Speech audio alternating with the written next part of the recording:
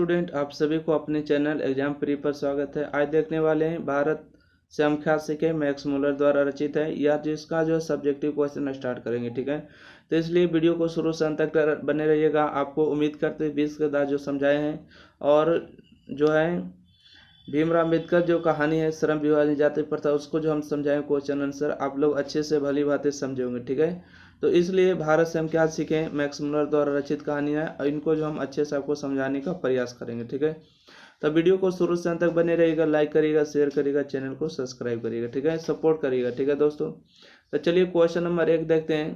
कहते हैं भारत को पहचान सकने वाली दृष्टि की आवश्यकता किनके लिए वांछनीय और क्यों।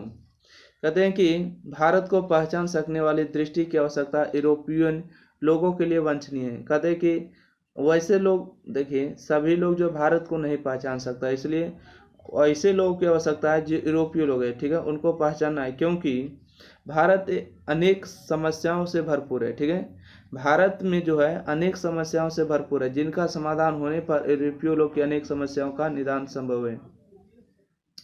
देखिए मैक्स मूलर कहते हैं कि मैक्स मूलर जब भारत घूमने के लिए आए थे तो उस समय बोले थे कि भारत यानी कि सर्वोच्च संपदा से संपूर्ण यानी कि देश भारत है। ऐसा इसलिए कहते हैं कि भारत जो है अनेक समस्या से भरपूर है जिनका समाधान होने पर जो है यूरोपीय लोग की अनेक समस्याओं का निदान संभव है।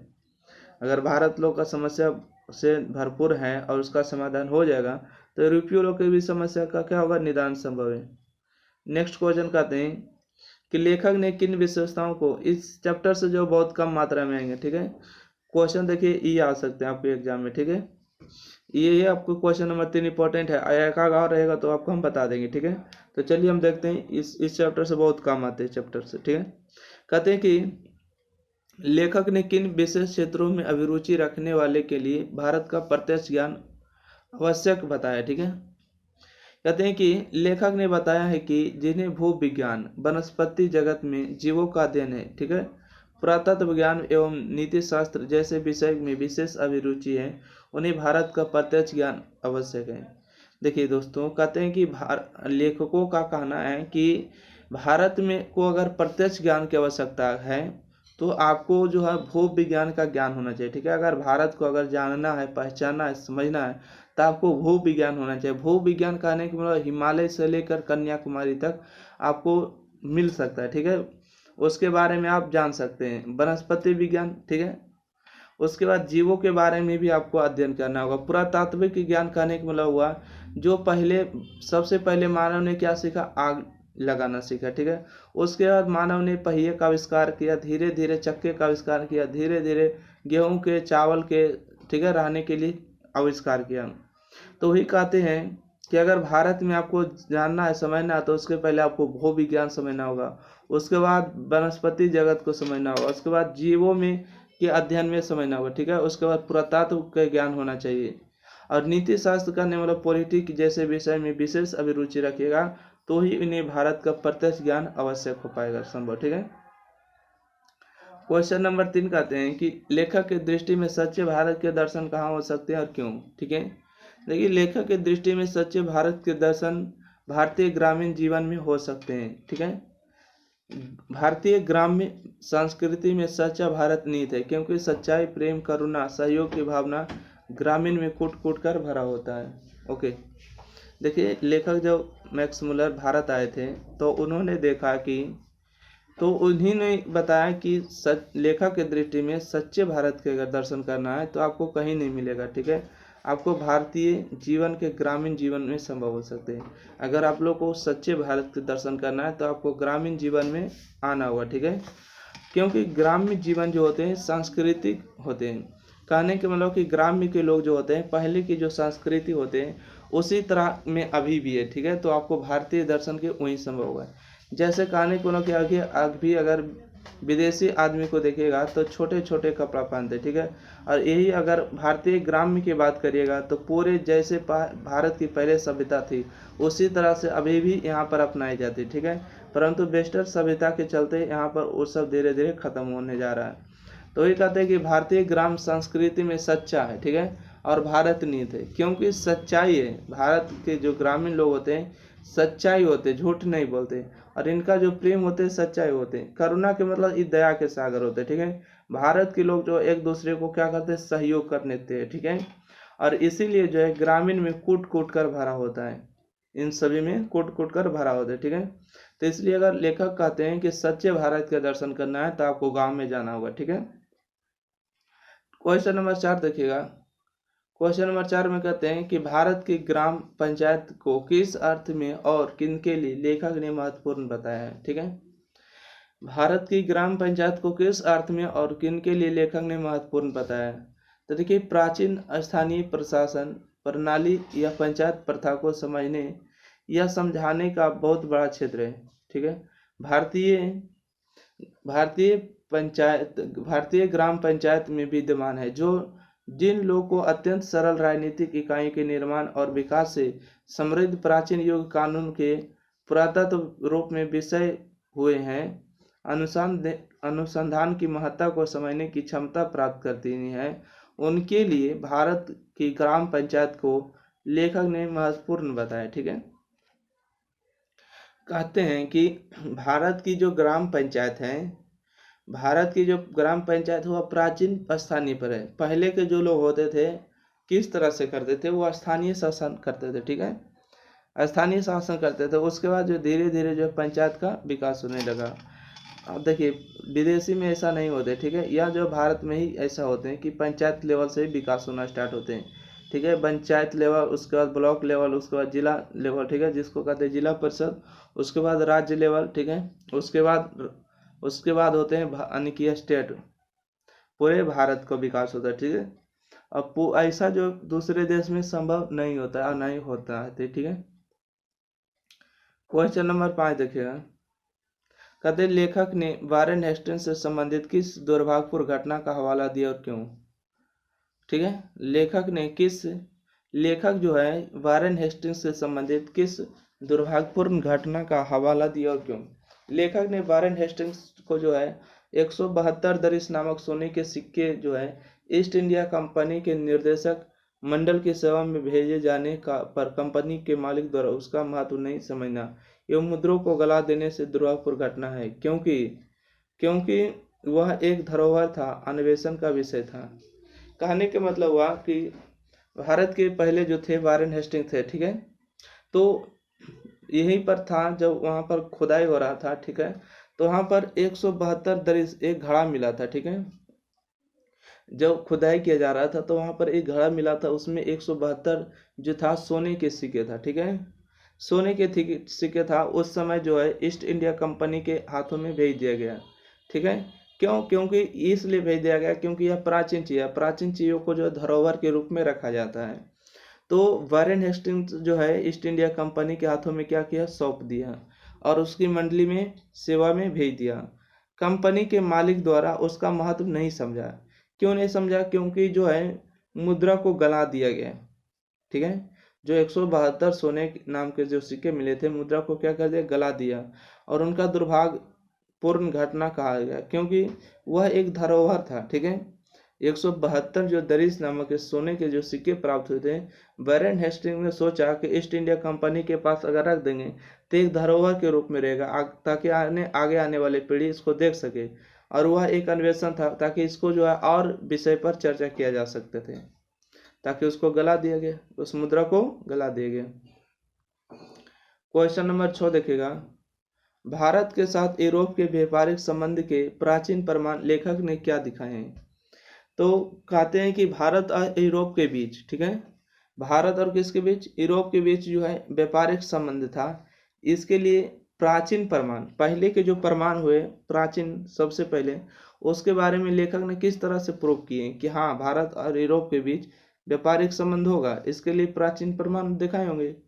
तो देखिए, भारत के लेखक, कहने की मतलब लेखक जो है सुलेमान के समय, सुलेमान जो था भारत का ही सीरिया और फिलिस्तीन के मध्य आवागमन के साधन सुलभ हो चुके थे, ठीक है। साथ ही इन देशों के व्यापारिक अध्ययन के आधार पर प्रमाणित किया जाता है कि हाथी के दांत, कहने की मतलब भारत और यूरोप के बीच जो व्यापारिक संबंध होते थे वो हाथी के दांत बंदर, मोर और चंदन आदि जिन वस्तुओं के ऑफिसर से निर्यात की बात बाइबिल में कही गई है, बाइबिल एक पुस्तक का नाम होता है, ठीक है, कही गई है, वह वस्तुएं भारत के सिवा किसी अन्य देश से नहीं लाई जा सकती हैं। कहने के मतलब कि भारत और यूरोप के बीच व्यापारिक संबंध है, इसके प्राचीन प्रमाण, पहले के जो प्रमाण है इसके लिए क्या है। देखिए, हाथी के दांत सिर्फ और सिर्फ भारत में ही मिल सकते हैं, बंदर, मोर, चंदन की लकड़ी, ठीक है, इसे पता होता है, जो इस सब बाइबिल में लिखा गया है, ठीक है, ईसाइयों का जो पवित्र ग्रंथ है बाइबिल होता है, ठीक है। अगर कुछ मिस्टेक हो जाए तो इसके लिए सॉरी कर दीजिएगा, ठीक है, माफ कर दीजिएगा। देखिएगा, तो हाथी के दांत, बंदर और मोर और चंदन जो है, इन सभी से जो है, इन सभी जो वस्तुएं हैं केवल भारत से ही प्राप्त हो सकते हैं। तो बाइबिल ग्रंथ में ये सब लिखा गया, तो इससे पता चलता है कि देखिए, हाथी के दांत, बंदर और मोर, चंदन जो है ना, ये सब यूरोप में पाया गया था। तो भारत के जो वैज्ञानिक खोजते खोजते उधर तक गए, ठीक है, तो पता चला रे यूरोप में भी यहाँ ये सब चीज़ है। तो पता चला कि यूरोप में जो हाथी के दांत, बंदर नहीं होते हैं, तो पता चला ये भारत के हैं। तो भारत के, तो इसका मतलब भारत और यूरोप में क्या था, व्यापारिक संबंध होगा, तभी तो आवागमन होगा, ठीक है, इसीलिए जो है अनुमान लगाया गया, बताया गया। देखिए, भारत किस तरह अतीत और सुदूर भविष्य को जोड़ता है, स्पष्ट करें, ठीक है। अतीत जो है बीता हुआ कल और आगे आने वाले भविष्य को जोड़ता है, स्पष्ट करना है। देखिए, भारत अतीत और भविष्य को जोड़ता है। यहाँ मानवीय जीवन का प्राचीनतम ज्ञान विद्यमान है, ठीक है। यहाँ की भूमि प्राचीन इतिहास से जुड़ी रही है। यहाँ की संस्कृति भाषा के द्वारा विश्व के चिंतन की ऐसी धारा के आवागमन का अवसर मिलता है जो अभी तक अज्ञात है। यहाँ अतः यह बीते हुए काल से और आने वाले समय के लिए सेतु के रूप में मान्य होगा। क्वेश्चन नंबर 6, कहते हैं मैक्स मुलर ने संस्कृति की कौन सी विशेषताएं और महत्व बतलाए, ठीक है। कहते हैं कि मैक्स मुलर ने संस्कृति की कौन सी विशेषताएं और महत्व बतलाए हैं। तो मैक्स मुलर के अनुसार संस्कृति की पहली विशेषता इसकी प्राचीनता है, ठीक है, जो पहले के लोग हुआ करते थे, इसके वर्तमान रूपी में भी अत्यंत प्राचीन, भली भांति सुरक्षित है, ठीक है। संस्कृति की मदद से ग्रीक, लैटिन, गॉथिक और एंग्लो सैक्सन जैसे ट्यूटेनिक भाषाओं में क्या कहते हैं, कैथलिक तथा स्लाव भाषाओं में विद्यमान समानता की समस्या को आसानी से हल किया जा सकता है। क्वेश्चन नंबर 9 में कहते हैं कि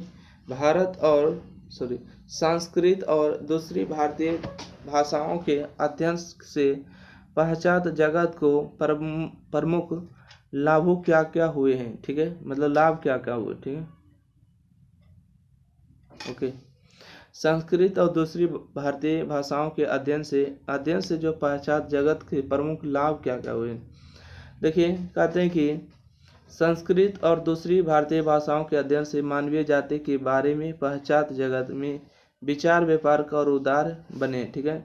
लाखों करोड़ अनजान बीओ तथा बाबर समझे जाने वाले लोग को भी अपने परिवार के सदस्य की भांति गले लगाने लगे कि संस्कृति का विकास हुआ। इसके अध्ययन से मानव जाति ने संपूर्ण इतिहास को एक वास्तविक रूप में प्रकट कर दिखाया जो पहले नहीं हो पाया था। इसके अध्ययन से पश्चात जगत में विश्व के प्राचीन अवस्था का ज्ञान प्राप्त किया जा सका। देखिए, समस्त भूमंडल में सर्वविध संपदा और प्राकृतिक सौंदर्य से परिपूर्ण देश भारत है। लेखक ने ऐसा क्यों कहा, देखिएगा, कहते हैं कि समस्त भूमंडल में सर्वविध संपदा और प्राकृतिक से जो सौंदर्य है वह परिपूर्ण है, ठीक है, मतलब पूरा सजा हुआ भारत है। लेखक जो ऐसा क्यों कहते हैं, तो भारत एक ऐसा देश है जहां मानव मस्तिष्क की उत्कृष्टता उपलब्धियां का सर्वप्रथम साक्षात्कार हुआ, ठीक है। यहाँ जीवन की बड़ी से बड़ी समस्याओं को ऐसे समाधान ढूंढ निकाले गए हैं जो विश्व के दार्शनिक के लिए चिंतन का विषय है। यहाँ जीवन के सुखद बनाने के लिए उपयुक्त ज्ञान एवं वातावरण के सानिध्य मिलता है जो भूमंडल के अन्यत्र जगह नहीं, मतलब कहीं भी ऐसा नहीं मिलता है, ठीक है। देखिएगा, क्वेश्चन नंबर 11, ठीक है। लेखक ने नया सिकंदर किसे कहा, ऐसा कहना क्या उचित है, लेखक का अभिप्राय स्पष्ट करें। लेखक ने नया सिकंदर भारत को समझाना, ठीक है, जानना एवं संपूर्ण लाभ प्राप्त करने हेतु भारत आने वाले नवगंतुक अन्वेषकों जो जांच वगैरह करते हैं, नया नया चीज को खोज करते हैं, अन्वेषक उसी को कहते हैं।